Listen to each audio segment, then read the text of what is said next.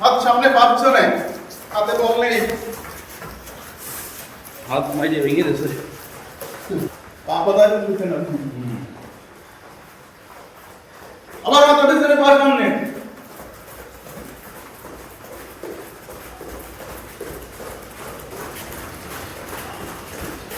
সোজা। আবার হাত সামনে পা পিছনে।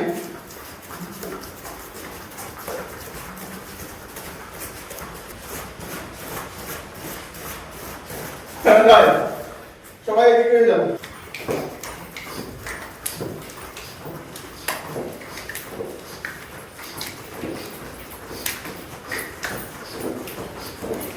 নিঃশ্বাস নিয়ে রিল্যাক্স। 1 2 3 4 5 6 7 8 9 10 1 2 3 সামনে আমাদের ফেরেন 5 6 7 8 9 10 একটা বার 1 2 3 4 5 6 7 8 9 10 ganzai 8 9 10 থেমে যায়। সর্ব অঙ্গ আসন, পা দুটো এক জায়গায়, শ্বাস ভিতরে টানবো, টেনে ঘাড় মাথা মাটিতে থাকবে, আস্তে আস্তে পা আকাশের দিকে দেবো, দিয়ে নাক চোখ পার বুড়ো আঙুলের সঙ্গে থাকবে। সবাই 1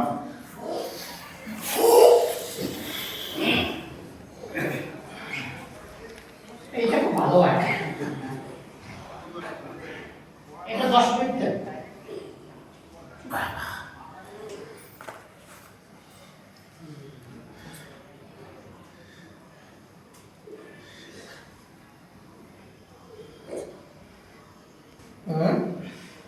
আমাদের করছিল এরা তো ভাই শরীরটাকে বড় দেখাচ্ছে হবে সকালে কি করি এসো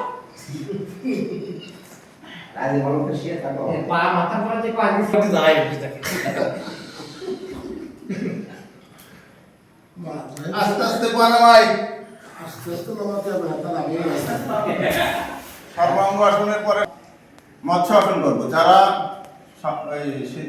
পদ্মাসন করে পারেন তারা ওইভাবে করবেন, আর যারা না পারেন পা দুটো এক জায়গায় দেবেন লম্বা করে, দেওয়ার পরে শ্বাস বুকের ভিতরে নিয়ে মাথার তল মাটিতে লাগাবেন, শ্বাস বন্ধ রাখবেন যত সময় পারেন, তারপরে শ্বাস ছেড়ে দিয়ে পা সোজা করবেন। কোষ্ঠকাঠিন্য খুবভাবে ক্লিয়ার হয়ে যায় এবং যাদের অ্যাজমা আছে তার সেটা দূর হয়ে যায়। এটা আছে স্যারের কথা, পতঞ্জলির কথা। সবাই ও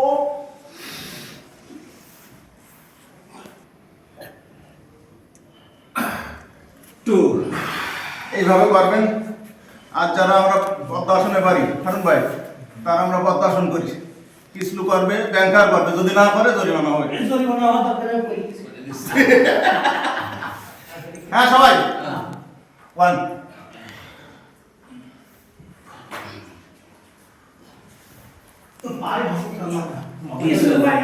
কোনরকম পানিশমেন্ট আছে জরিমানা না জরিমানা হয়তো এখন পরিষ্কার ভাষায় বলা আছে অ্যাজমা যাদের বুকে সিওপিডি আছে তাদের এবং কোষ্ঠকাঠিন্য দূর হয়ে যায়, ঠিক এভাবে বলা আছে। আরেকবার 1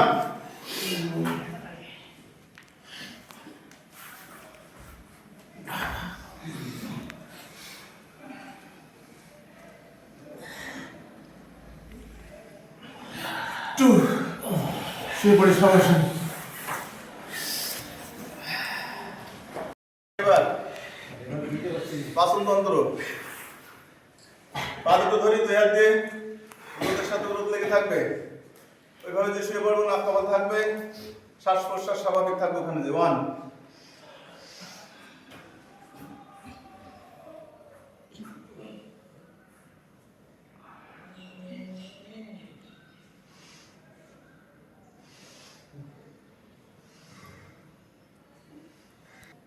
2